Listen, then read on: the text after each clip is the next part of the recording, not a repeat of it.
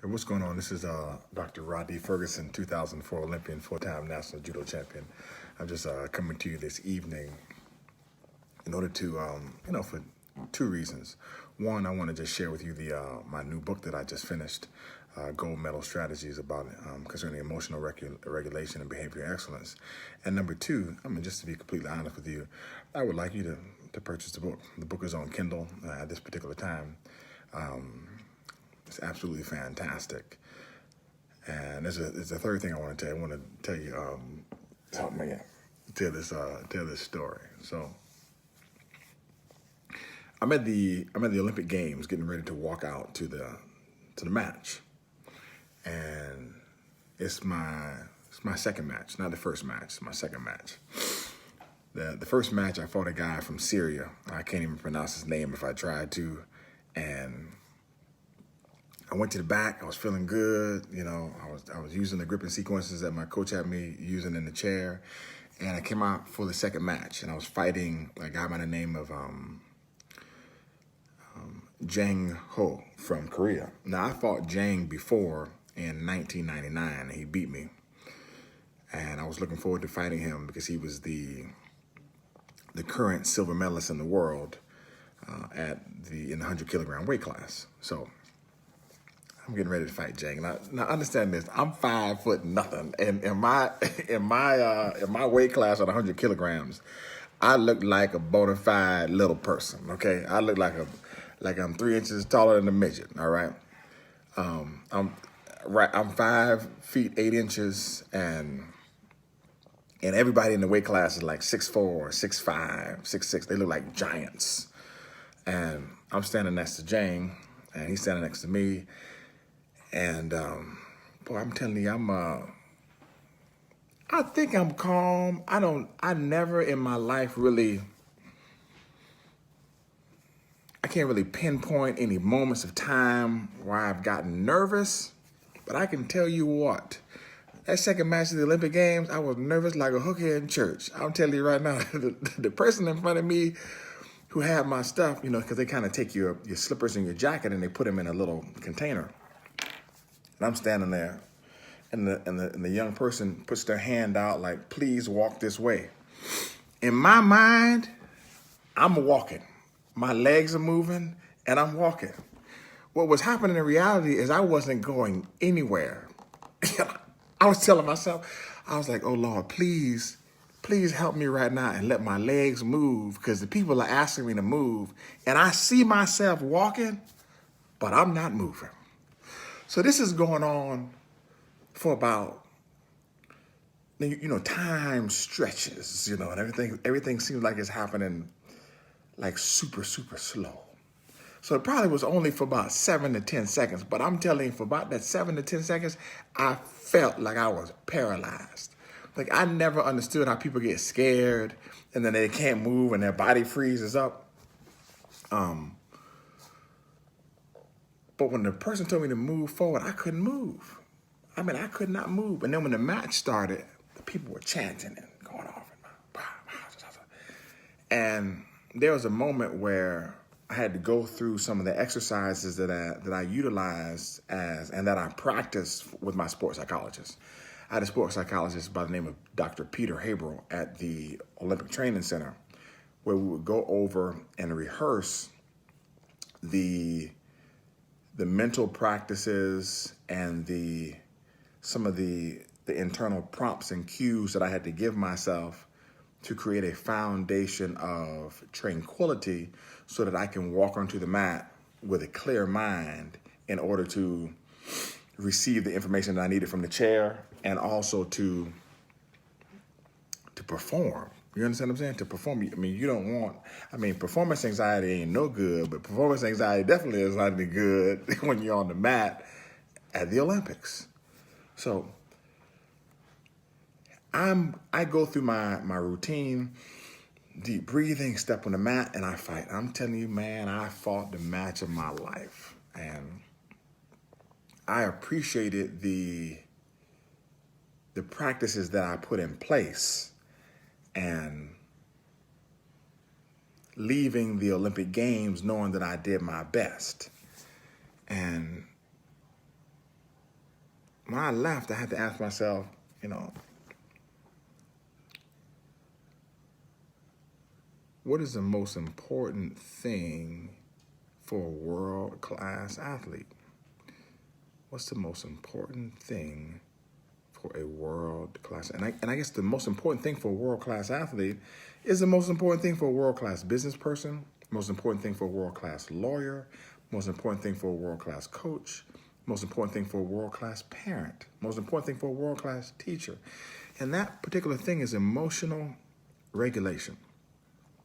But when you really get to its core, and I had to really look at this closely.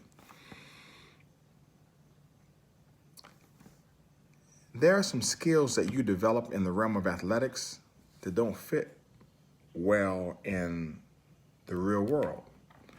I thought that I had great emotional regulation. But as an athlete, you don't have emotional regulation. What you have is emotional detachment. You detach yourself from how you feel in order to get done what needs to get done. Like, you don't care how you feel at 4:45 in the morning when it's time to get up. The alarm clock goes off, you get in the weight room, you do the workout. You don't care if your hamstring is slightly torn, you get in the ring, you fight the Strikeforce fight, you sign the contract.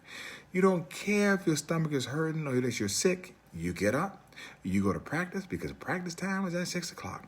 You don't care if your finger is sprained, you don't care if your back hurts, you don't care if your neck hurts, you don't care if your toe hurts, you just don't care because you detach your feelings from what needs to get done, and it turns you into a bona fide warrior.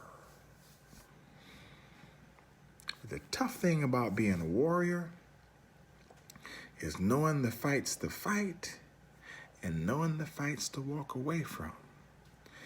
And in this particular book that I'm giving you about emotional regulation, I had to construct the messages so that the takeaway for those persons who are reading it are not just for sport, but are for life.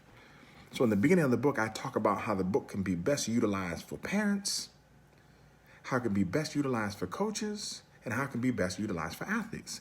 Because parents, at the beginning, they are the main conduit that makes sure that the athlete gets a practice. The coaches make sure that the practice is done in a way that it needs to be done so that the athlete can be successful. And then the athlete in and of themselves need to be able to understand emotional regulation, emotional detachment, and when these things need to be used within the context of intensity, focus, attention, and arousal. So I wrote this book based upon my training process, my training practices, and what I've learned as a coach. I mean, I kind of briefly went over the story about me at the Olympics yesterday when I was talking to you on the Facebook Live. But man, after I got done competing at the Olympic Games, I get on that airplane to go back home, and I cried on that plane. I cried. Oh my gosh, I cried. I was just overwhelmed with emotions, overwhelmed with feeling, and I was just asking myself, what's next? I said, what's next? I mean, I went to the Olympics, I did all that. What's next? And most Olympians or most world-class athletes won't tell you this, and I'm really thinking about writing a book about it later.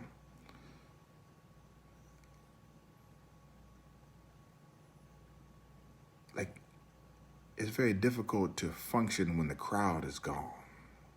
See, my whole life, from 6 years old, 7 years old, at the playground, I was the first person kicked in the first person picked in the kickball game.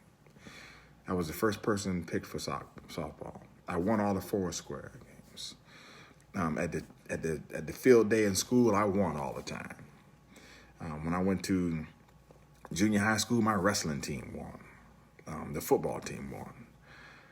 When I went to high school, I was, all state, all this. When I went to Howard University, I started as a freshman, and then we won 2 Black College National Championships. After college, man, I started training. I won national championships. I went to the Olympics. And after the Olympics, I fought for Strike Force. I had two fights, and then I was on Showtime. And all this, my whole life is based upon,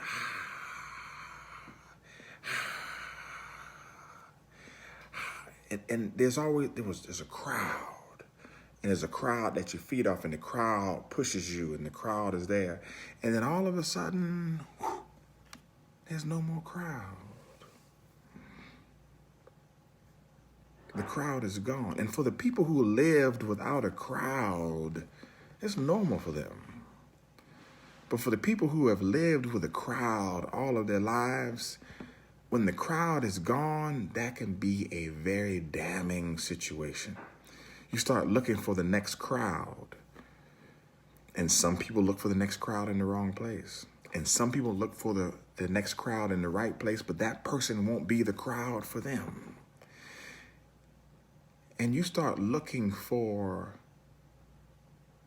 your undergirding as an athlete, not understanding that the whole time you were competing, it was the crowd that was lifting you up, or the adoration from the crowd. That was like you actually competed for the opportunity to be on the top of the medal stand to hear the crowd. But my God, when the crowd leaves, and there's a void there, there's a hole there, there becomes a situation where most individuals take something physical to plug up that emotional void or hole. Some people use drugs, some people use alcohol, some people use relationships, some people use people, some people use sex, some people use people use reading, some people use their weight room, and some people jump from sport to sport to sport to sport because they're not ready to let the thing go. And it's difficult. And it's in these moments that you have to really practice emotional regulation, and you have to practice behavioral excellence, because your deportment when things are going wrong or they're not going right or they're not going perfect will tell the tale if you are a champion or not. And these things don't just happen to athletes. What I find, they happen to everybody. It happens to the person who's gotten divorced. It happens to the person who's lost a sibling. It happens to the person who's lost a child. It happens to the married couple whose child goes off to college. It happens to the person who has worked a job for 20, 30 years, and then they're forced into retirement. Everybody has their crowd source, if you will. And that source over a period of time goes away. And you have to really think about how you're going to function when that happens. And the hard part is that usually the crowd gets taken away when you're least expecting it. That's why we say in boxing, it's the punch that you don't see that knocks you out. But what I'm trying to do right now is I'm trying to give you the fortification that you need, the next exercises that you need if you are a boxer, how to shield, how to punch, how to hide. If you're a judo player, I want to give you the grip fighting skills, if you will, to help you navigate your way around the mat. If you're a wrestler, I want to show you exactly how you need to sprawl so you can get out of situations. If you're a track and field runner, I want to give you the opportunity to get out the blocks early. And if you're a business person or an executive, I want to give you the skills that you need to fortify yourself in the workplace. And all of these things are the same. They're kind of interwoven, and they're kind of all the same. And they all have the same type of theme running through them, or stitched together or woven through them. Because when you take all the pieces or the fabrics of your life, or the lives of everyone, and we stitch them all together, we all make this blanket that covers the universe. So your problem, even though it seems like it's unique to you, somebody before you has had the same problem. And what I had to realize is that even though the issues that I've dealt with have been mostly in sport, these things permeate the fabric of many type of situations, of business, of life, of family, of home, of church, state, etc. So in this particular book that I'm talking about, I want to give you the elite level or the gold medal strategies or the high level strategies for behavioral excellence and emotional regulation. And if you're looking forward to learning some of these skills and how you can apply them to your life, if you're a parent, if you're an athlete, if you're a coach, then I would highly encourage you to get the book today. Listen, I just finished it. Absolutely fantastic. I would like to sit here and beg you to get it, but it's $2.99, and I really can't beg you to buy anything for $2.99. But the book is on Kindle, and you can read it on any device, any iPhone, any smartphone, any computer, anything like that. But listen, I thank you for listening. I really appreciate your time. You know, I'm over here tapping on the keys late at night. I got a couple more products that I'm coming out with, but this is just the last one that I just finished. It really took some time to get this one done. There've been some things going on in my life which has kind of turned my life upside down. But even in the turning things upside down, if you really understand that your life is the way it's supposed to be, then they already are right side up.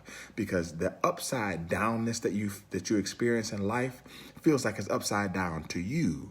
But the person who is in charge of your life and in charge of the universe would not give you a thing if you couldn't handle it. So even though it feels like it's upside down, it's actually right side up, because everything is working out the way that it's supposed to work out. Because all things work together for the good for those that love the Lord and are called according to his purpose.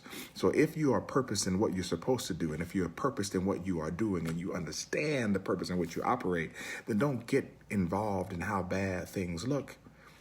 Learn how to kind of somewhat emotionally detach yourself, but spiritually insert yourself into the right thing so that you can continue to move forward. This is Dr. Ferguson, man, and I hope you have a super fantastic day and a great morning, and take care and good night. And as I always say, I love you, but God loves you best. And do me a favor, man, get the book.